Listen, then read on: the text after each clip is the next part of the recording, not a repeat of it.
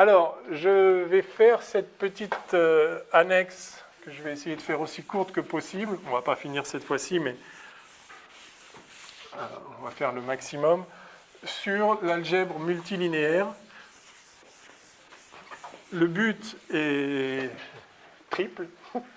Le but est triple. Ça va être, de se mettre d'accord sur les notations. Toujours important. 2, de faire des rappels, parce que tout n'est peut-être pas complètement présent à votre esprit sur qu'est-ce que c'est que l'espace dual, justement, dont on parlait. Les histoires de changement de base, changement de coordonnées, etc. Parler de coordonnées covariantes, contravariantes, c'est des choses qui sont toujours pas forcément très, très bien établies, alors que c'est vraiment simplissime. Et troisième objectif, démystifier complètement cette histoire de tenseur qui, pour une raison pas claire, a l'air toujours un truc très très compliqué. Un tenseur, il n'y a rien de plus simple, c'est une application multilinéaire, tout est parfaitement clair. Et les histoires d'indices en haut, en bas, on se perd en général. Et en plus, enfin, des fois, on voit introduire les notions de tenseur de façon complètement... Enfin, on dirait que c'est fait exprès pour qu'on ne comprenne pas de quoi il s'agit. Donc, on va démystifier tout ça. Et donc, ça va être... Donc, ce n'est pas un autre chapitre, c'est plus une annexe. Algèbre multilinéaire.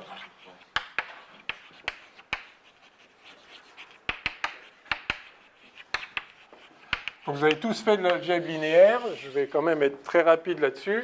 Donc l'idée, c'est que vous commencez par un espace vectoriel, V plus les multiplications par un scalaire, espace vectoriel. Donc vous connaissez tous les axiomes de l'espace vectoriel, hein, c'est le fameux Kani et Hadou. Donc ça, c'est pour les plus, là, la commutativité. L'associativité, il y a un élément neutre, c'est-à-dire il y a un vecteur nul.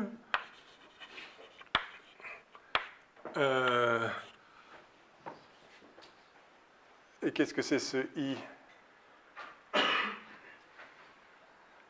Oui, enfin, il y a hein? Ah oui, il y a un inverse, oui, enfin, d'accord, donc il y a plus... enfin, si vous avez le vecteur V, il y a le vecteur moins V, tel que V moins V égale 0. Ok, d'accord. Et puis là, c'est les histoires de distributivité. Donc, alors vous avez une associativité, donc ça, c'est ce qui relie les deux éléments. Donc, si vous faites lambda V et qu'après vous faites mu fois lambda V, d'accord, c'est pareil que si vous aviez fait mu lambda fois V. Hein, et vous voyez la différence, c'est que ça, c'est celui-là, ça aussi, là. Hein, donc, vous prenez un vecteur, vous multipliez par un nombre, et là aussi, tandis que ça, c'est le fois des réels. Vous prenez deux nombres, vous les multipliez. Donc, si vous faites 3 fois un vecteur et vous faites 2 fois 3 fois un vecteur, c'est pareil que si vous aviez fait 2 fois 3, c'est-à-dire 6 fois le vecteur. Tout ça est complètement évident. Après, il y a les distributivités. Lambda plus mu fois V, c'est lambda V plus mu V. Et puis, lambda fois V plus W, c'est lambda V plus lambda W. Et puis, là, c'est le truc sur l'unité qui vous dit que 1 fois V, bah, c'est V. Ok, donc ça, c'est les axiomes de l'espace vectoriel. Vous avez vu tout ça. Et donc, en dimension finie, alors qu'est-ce que ça veut dire qu'un espace vectoriel est de dimension finie? Ça veut dire qu'il existe une base, donc il existe une collection de vecteurs. Alors, je vais les noter volontairement de façon un peu lourde, comme ça, E1, E2, En. Tel que, quel que soit V dans l'espace vectoriel, il existe un unique n-tuplet de nombres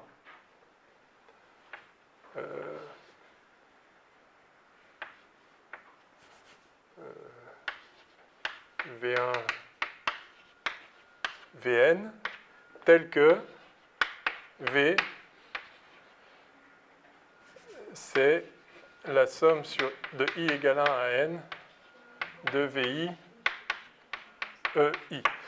J'en profite pour souligner une convention que j'ai déjà utilisée, en fait, j'aurais peut-être dû le préciser.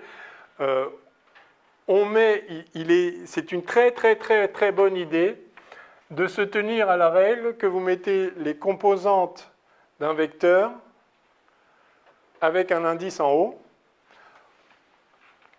Évidemment, ce n'est pas puissance 2, puissance 3, c'est juste, voilà, parce qu'on va avoir des indices en bas aussi pour des covecteurs. Alors un covecteur est aussi un vecteur, donc parfois c'est compliqué. Donc on a un espace vectoriel de base, P. On a une base dont on peut représenter les vecteurs. Alors on peut prendre une base, on peut prendre une autre base. Comme vous savez, donc ça veut dire que l'espace vectoriel est de dimension n. Comme vous savez, toutes les bases ont forcément la même dimension, etc. Je ne redémonte pas toute l'algèbre linéaire, évidemment. Et donc, chaque vecteur peut être représenté par, on appelle ça ses composantes dans la base des EI. Bon. Et évidemment, on peut changer de base. Ça, c'est important. Changement de base. Je peux passer dans une autre base. Donc ça, je vais appeler celle-ci la base B. Et je passe dans la base B'. C'est d'autres vecteurs. Alors, il faut qu'il soit une famille libre et génératrice. Forcément, il y en a n. Pardon. Oui, ça, c'est des primes. Si une base a n vecteurs, toutes les bases ont n vecteurs, c'est la dimension de l'espace. Et puisque les EI forment une base, chacun des E'I peut être écrit dans la base en question. Donc, pour toute I, je peux écrire E'I comme une combinaison linéaire des EI, c'est-à-dire une somme de... alors, je vais noter ça... Alors, une somme pas sur I, une somme sur J, de P, J, I, EJ. D'accord? Là, j'ai juste écrit que la famille des EJ était une base, donc il existe des coefficients uniques tels que E'I égale la somme des P, J, I, EJ. Et vous notez que je prends l'habitude, c'est une convention, mais elle est ultra pratique. Je prends la convention que quand je fais une somme sur des indices, il y en a un qui est en haut et l'autre qui est en bas. Et ça me permet de m'assurer qu'il n'y a pas d'erreur dans les écritures. J'ai un indice I à gauche en bas, j'ai un indice I à droite en bas. Ce sera toujours ça. Si j'avais un indice K en haut à gauche, je devrais avoir un indice K en haut à droite. Et là, vous direz, oui, mais il y a aussi un indice J. Non, là, il y a une somme sur les indices J. Donc, en fait, d'ailleurs, je pourrais changer l'indice, je pourrais l'appeler K. C'est juste une somme. Donc, ça s'annihile en quelque sorte. Alors, au fur et à mesure, on verra qu'on adoptera la convention d'Einstein, que vous connaissez, qui est que dès lors que vous avez un indice en haut et en bas, il est sous-entendu qu'il y a une somme qui s'opère sur eux. Pour l'instant, je la laisse parce qu'il va falloir justifier cette convention. Alors, vous me direz, c'est une convention, on fait ce qu'on veut. Non, mais il faut justifier que ça fait naître aucune ambiguïté. Et on verra ça un peu plus tard. Mais en tout cas, pour l'instant, je mets toutes les sommes. Donc, ce qui est sûr, c'est que puisque les EJ forment une base, tous les E'I s'expriment comme ça. Alors, du coup, je peux maintenant m'intéresser au vecteur V qui a certaines coordonnées dans la base des EI. Je voudrais savoir quelles sont ces coordonnées dans la base des E'I. Donc, ces coordonnées dans la base des E'I, par définition, ça va être des V'I E'I. D'accord ? Je mets aussi des parenthèses là. Ça vous paraît peut-être un peu superflu. Mais c'est pour bien distinguer ça, c'est un vecteur en lui-même. Ce n'est pas la coordonnée d'un vecteur ou d'un covecteur. Donc, ceci, si vous voulez, ce vecteur-là lui-même a n coordonnées dans une autre base, ou même dans leur propre base, ils ont tous des coordonnées, enfin 1, 0, 0, 0, etc. Donc, je mets c'est redondant du fait que je mets une flèche. Je parle du vecteur, ce n'est pas un nombre, c'est un vecteur. Oui ? Il y a une flèche en trop sur le V'.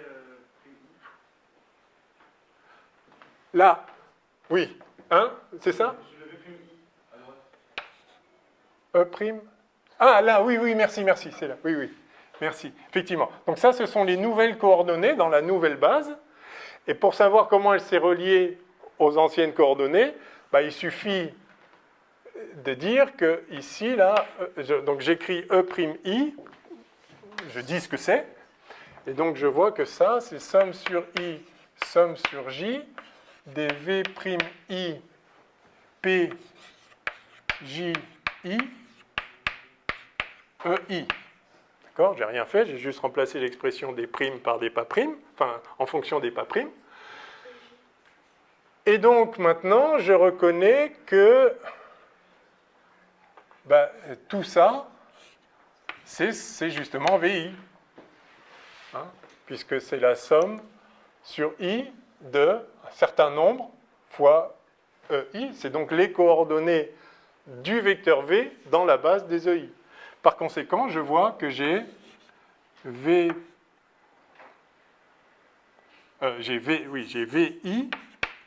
qui est égal à somme sur J des P, J, I, V'(i). Ouais. Mais le E', lorsqu'on le réexprime Pardon, c'est J ici, c'est ça que vous voulez dire? Oui, merci, absolument. Donc ici, c'est V' et J, décidément. Oui, et la somme est sur I. Oui, voilà. C'est ça que vous vouliez dire aussi, merci. Excusez-moi. Oui, donc en fait, il faut d'abord intervertir. Donc ça, c'est somme sur J des somme sur I de V', P, J, I, J. Voilà. Et c'est tout ça qui est VJ. Bref, on a bien ça. Et donc, ce que vous voyez, c'est que si on passe des J au EI par une matrice qu'on appelle, ça c'est ce qu'on appelle la matrice de passage, si vous voulez. Donc on fait une transformation linéaire des vecteurs d'une base pour passer dans une autre base. P, J, I, pour I et J qui prennent toutes les valeurs de 1 à n. Donc quand on passe d'une base à une autre par une matrice de passage PJI, eh bien, les coordonnées, en fait, donc, c'est dans l'ancienne base que les coordonnées sont reliées aux nouvelles par la même matrice de passage. C'est-à-dire qu'on passe de B à B' par un BIJ, enfin, peu importe, j'ai mis PJI, enfin voilà, peu importe, eh bien, on passe des coordonnées V'I à V'J par la même matrice. Et donc, inversement, on passe... Ah, pardon. Oui, comme ça. Et donc, inversement, on passe des coordonnées dans la base B aux coordonnées dans la base B' par la matrice inverse. D'accord? Donc, si je passe, si j'ai une transformation linéaire qui fait passer d'une base à une autre, les coordonnées varient en appliquant la matrice inverse. C'est complètement évident. Si vous avez un certain vecteur, vous exprimez ses coordonnées dans une certaine base. Imaginez que dans cette base, je change de base, je multiplie tous les vecteurs par 3. Bah, évidemment, les coordonnées vont toutes être divisées par 3, puisque ça doit être le même vecteur. D'accord ? Si vous avez un vecteur qui vaut, si vous avez 2 fois EI, bah, si vous prenez maintenant le vecteur 3EI, bah, vous allez avoir 2 tiers de 3EI. De même, si vous faites une rotation sur les vecteurs, bah, les coordonnées, il faut faire une rotation inverse pour que ça donne bien le même vecteur. C'est pour ça qu'on dit que ces composantes-là sont des composantes contravariantes. D'accord. Les composantes contravariantes, elles varient à l'inverse des vecteurs de la base. Si vous changez, encore une fois, si vous multipliez les vecteurs de base par 2, il faut diviser par 2 les coordonnées pour donner le même vecteur. Si vous gardez les mêmes coordonnées, bah, vous aurez 2 fois le plus grand, un vecteur 2 fois plus grand.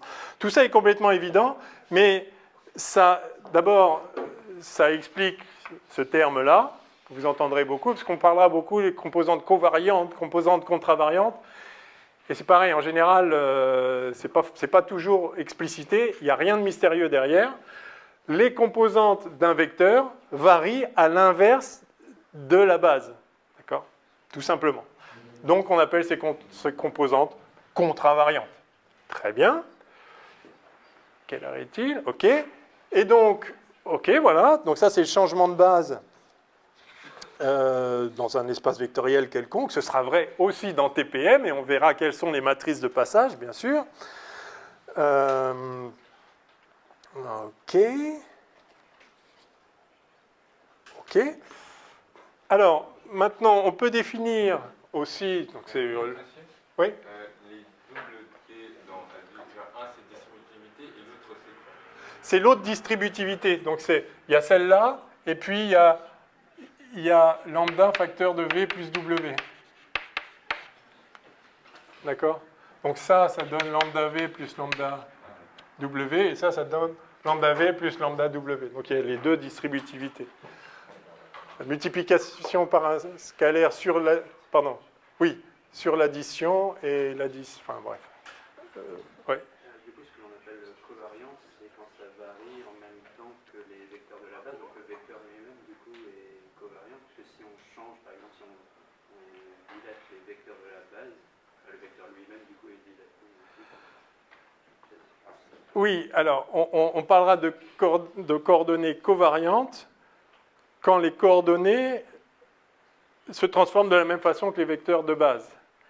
Mais... Pas les vecteurs qui sont Non, c'est les coordonnées. C'est les coordonnées. Ouais. Mais pour un vecteur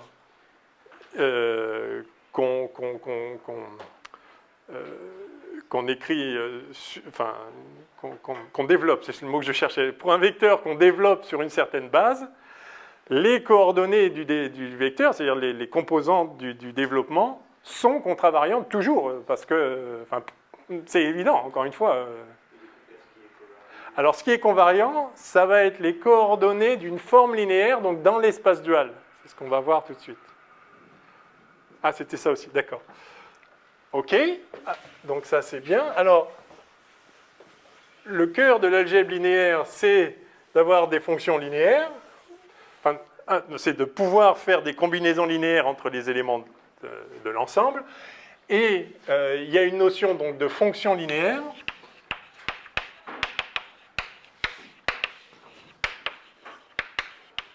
Ou d'application linéaire, dit plutôt. Linear map, en anglais. Si vous avez un premier espace vectoriel et un deuxième espace vectoriel, alors chaque espace a ses propres applications qui lui confèrent la structure d'espace vectoriel. Pardon, ici c'est V. D'accord ? Une application F est dite linéaire, et on fait ce petit symbole-là, toujours. Si si quel que soit U et V dans V, eh bien F et quel que soit lambda dans R, F de U plus lambda V égale F de U plus lambda F de V. Voilà, bon, vous connaissez tout ça. Faites bien attention que ça, c'est le plus dans W et le fois dans W, tandis que ça, c'est le plus dans V et le fois dans V. Évidemment. Donc c'est ça une application linéaire. OK.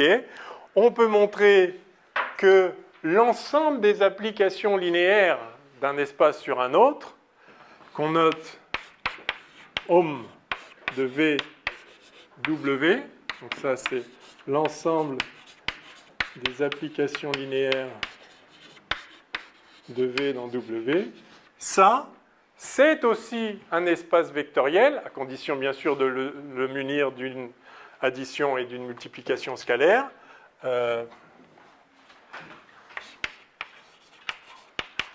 Espace vectoriel avec plus et multiplication par un scalaire, point par point, entre guillemets, hein, c'est-à-dire que F1 plus lambda F2 de V, vous dites que c'est F1 de V plus lambda F2 de V, et vous pouvez toujours définir, quel que soit V bien sûr, vous pouvez toujours définir ça. Ici c'est le plus, alors ici c'est le plus de ohm VW, et le fois de ohm VW, tandis qu'ici c'est le plus de W et le fois de W. Mais vous pouvez toujours faire ça. Vous avez une structure d'espace vectoriel à l'arrivée, donc vous pouvez, pour chaque image, faire la combinaison linéaire. Et donc, si vous munissez l'ensemble des applications linéaires de ces opérations-là, tout à fait simple, hein, ceci est un espace vectoriel de dimension. De quelle dimension ? Alors, ohm, pourquoi ohm ? Parce que c'est les homomorphismes. Hein. On dit que deux espaces sont homomorphes si il existe une bijection linéaire et d'inverse linéaire, etc. Ouais. La dimension, c'est pas du coup le minimum de la dimension V et la dimension W. Non.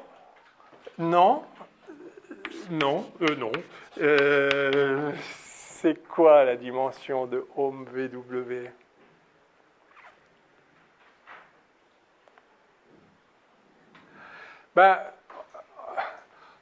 Combien d'applications différentes, enfin non linéairement dépendantes, vous pouvez former ? En fait, pour définir une application... Alors ça, c'est intéressant aussi. Ah oui, d'ailleurs, on va le dire.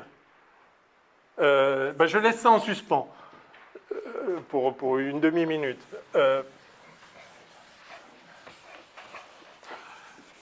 Puisque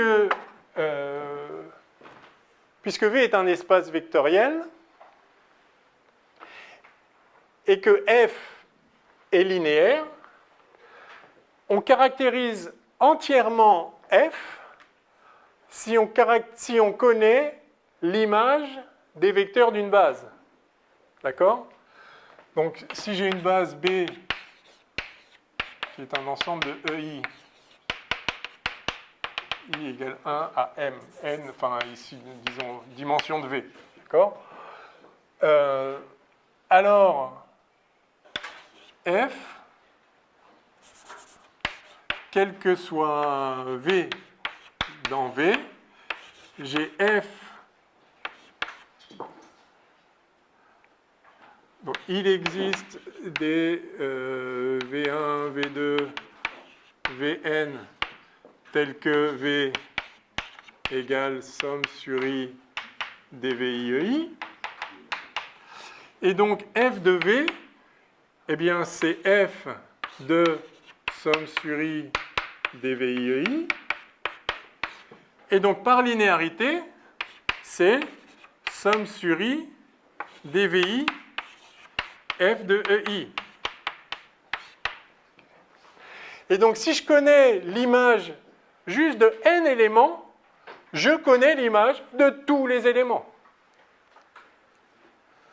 par linéarité. Alors ça, je peux appeler ça... ça lui-même, c'est un vecteur de W. D'accord ? Et donc, je peux le développer sur une base de W. Alors, je vais prendre une base ici, B indice W, que je vais noter FI.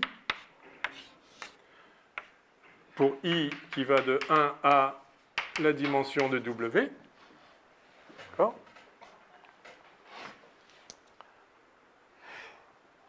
Et je peux dire que F de EI, c'est un vecteur de W, donc il a certaines composantes. Je peux l'écrire comme la somme pour J égale 1 à la dimension de W de, alors je vais noter ces composantes F, J, I, F, J. C'est pas astucieux d'avoir choisi petit f ici. Je vais l'appeler H parce que ça n'a rien à voir avec la fonction f. Hein. C'est juste une base.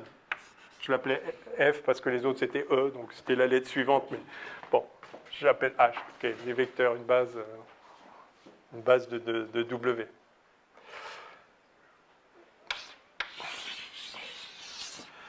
Donc,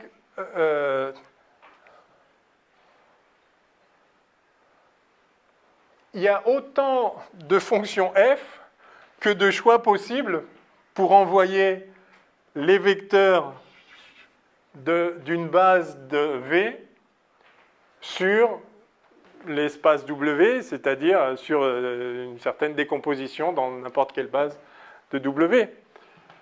Donc vous voyez que là, ici, on a ce qu'on peut appeler les coefficients de la fonction linéaire f. Et à partir de ces coefficients,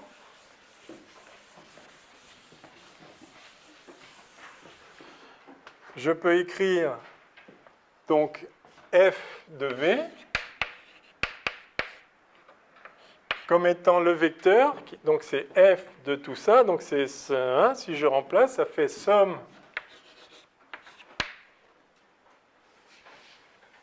sur I de somme sur J, f, J, I, H, J.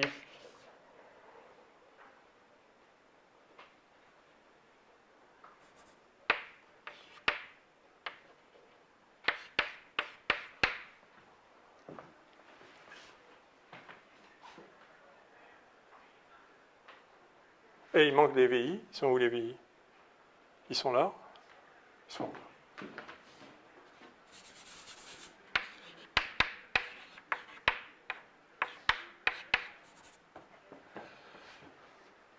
Et si j'intervertis les I et les J ici, vous voyez que le vecteur qui avait pour coordonnées V1, V2, donc ça, je vais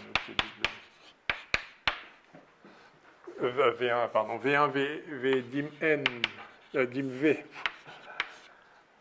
dans V, est envoyé vers le vecteur qui a pour coordonnées W1, W dim de W, dans W. Et comment s'écrivent ces coordonnées? Eh bien, vous avez les WI qui sont, et on le voit ici, alors là c'était WJ, ok, WJ, ce sont les composantes sur la base d'arrivée. WJ, c'est la somme sur I des F, J, I, VI, et vous êtes heureux de voir qu'à gauche, vous avez un indice J en haut, à droite aussi. Il y a aussi des indices I, mais ils sont sommés, donc ils s'annihilent. Et donc, voilà l'expression. Et là, vous reconnaissez bien évidemment le produit d'une matrice F par un vecteur colonne V qui vous donne le vecteur colonne W. C'est le produit de matrice ordinaire. Donc, on peut représenter matriciellement une application linéaire d'un espace V quelconque, enfin, un espace vectoriel V quelconque, un espace vectoriel W quelconque. Et là, du coup, maintenant, vous pouvez répondre à cette question. Combien... donc, vous avez un espace vecteur... Donc, chaque fonction f est représentée par une matrice, ses coefficients, puisque pour définir entièrement f, il suffit de définir l'image de chacun des vecteurs de base. Et donc, pour chaque vecteur de base, il y en a n. Vous avez m... il y en a dim v vecteurs de base, et pour chacun d'eux, il y a dim w composantes sur les vecteurs d'arrivée. Donc, vous pouvez représenter chaque fonction linéaire f par une matrice comme ça, avec, donc i, alors je ne l'ai pas mis à chaque fois, mais i, il va de 1 à dimension de v, j, il va de 1 à dimension de w. Donc, vous avez ici dim v colonne, non, oui, dim v colonne et dim w ligne. Quelle est donc la dimension de ohm de VW? L'un fois l'autre, absolument. C'est dim de V fois dim de W.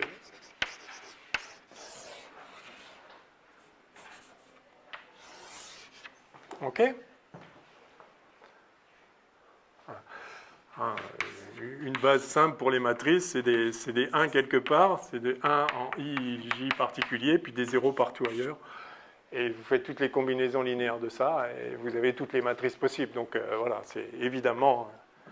Enfin, on le retrouve là, hein, il n'y a pas besoin de la représentation matricielle. La représentation matricielle est pratique pour tout un tas de choses, et vous y êtes habitué. Mais tout est défini par des coefficients ici, qui traduisent... qui recueille toutes les informations relatives à la fonction linéaire. Il reste très peu de temps. Est-ce qu'il y a une... Ah oui, juste on pose la définition. Donc on a l'espace vectoriel, on a les bases, on sait comment changer de base, les composantes contravariantes varient à l'opposé, enfin à l'inverse, au sens strict de la matrice inverse des vecteurs de base eux-mêmes. On a les applications linéaires d'un espace vectoriel dans un autre. Eh bien, ça suffit pour définir l'espace dual.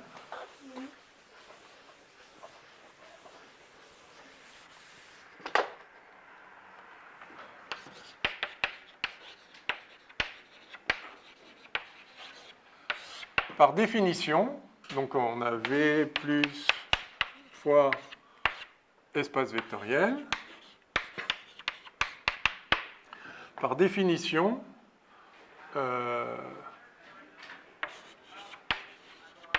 le dual de V,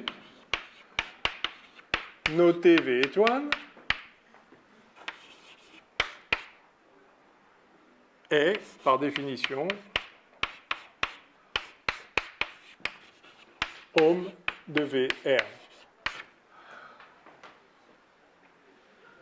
Ça, c'est ce qu'on appelle l'ensemble aussi, l'ensemble des formes linéaires. Donc les éléments de l'espace dual sont ce qu'on appelle les formes linéaires. Qu'est-ce que c'est qu'une forme linéaire? Une forme linéaire est une application linéaire. Alors une forme linéaire sur V est une application linéaire de V dans R, tout simplement. C'est-à-dire, vous prenez un vecteur, vous faites un nombre. C'est simple comme bonjour. Et il est très simple de montrer que V étoile est un espace vectoriel, tout simplement parce que ohm de V et W, quel que soit V, quel que soit W, c'est un espace vectoriel de dimension dim de V fois dim de W.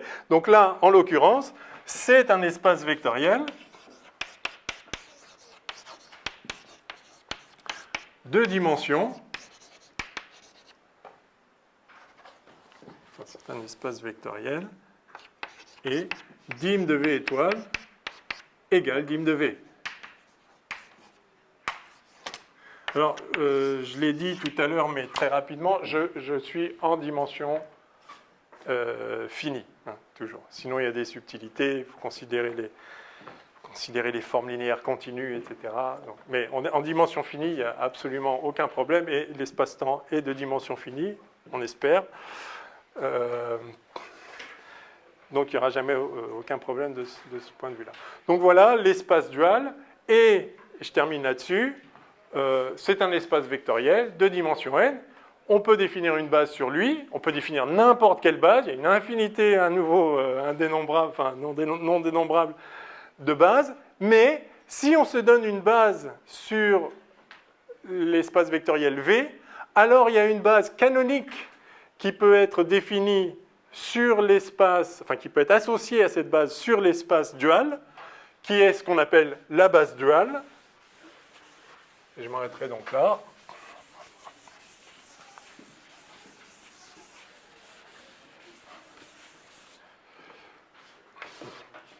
Si EI pour I égale 1 à dimension de V est une base de V plus point,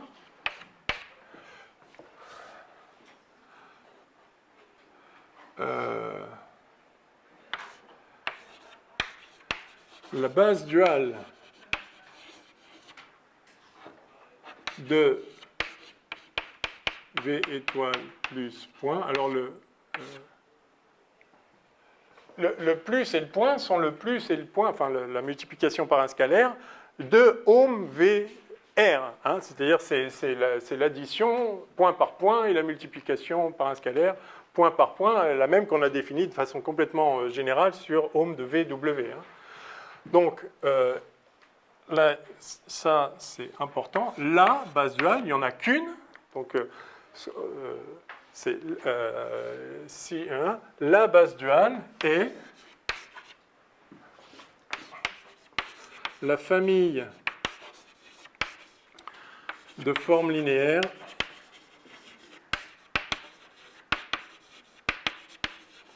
alors je vais les noter oméga, c'est d'usage, et je vais faire une chose qui n'est pas d'usage mais qui permet d'être clair. Donc oméga, je mets une flèche mais je la mets en bas et je la mets dans l'autre sens.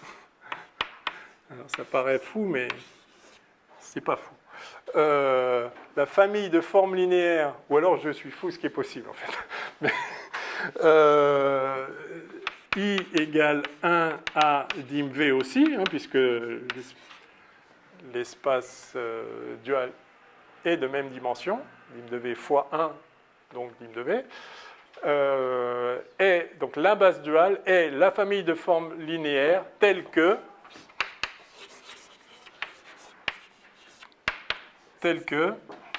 quel que soit I, quel que soit J, de 1 à dim de V, oméga I. Donc oméga I, c'est une forme linéaire, un élément du dual, c'est une forme linéaire, ça prend un vecteur et ça fait un nombre. On a vu que pour toute forme linéaire, toute fonction linéaire, toute application linéaire, en particulier pour une application linéaire de V dans R, pour toute application linéaire, on a entièrement caractérisé l'application si on dit quelle est l'image des vecteurs de base. Parce qu'après, l'image de tous les autres vecteurs s'en déduisent par combinaison linéaire. Donc, si je dis comment oméga I agit, enfin, quelle est l'image par oméga I de EJ, j'aurais tout dit, j'aurais entièrement caractérisé oméga. Eh bien, par définition, les éléments de la base duale d'une base quelconque de V est la famille définie comme ceci pour tout I et tout J. Oméga I appliqué à EJ, ça doit donner un nombre. Quel nombre? Delta IJ, c'est-à-dire 0 si I est différent de J et 1 si I égale J. Voilà. On est d'accord que ceci, dès lors que vous avez EI, ceci définit entièrement la forme linéaire. Et elles sont toutes indépendantes. D'abord parce que... elles sont toutes indépendantes. Oui, parce qu'elles sont génératrices, c'est-à-dire que n'importe quelle forme linéaire, si vous prenez une forme linéaire oméga dans V étoile, elle est entièrement définie si vous dites quelle est l'image des EI. Eh bien, je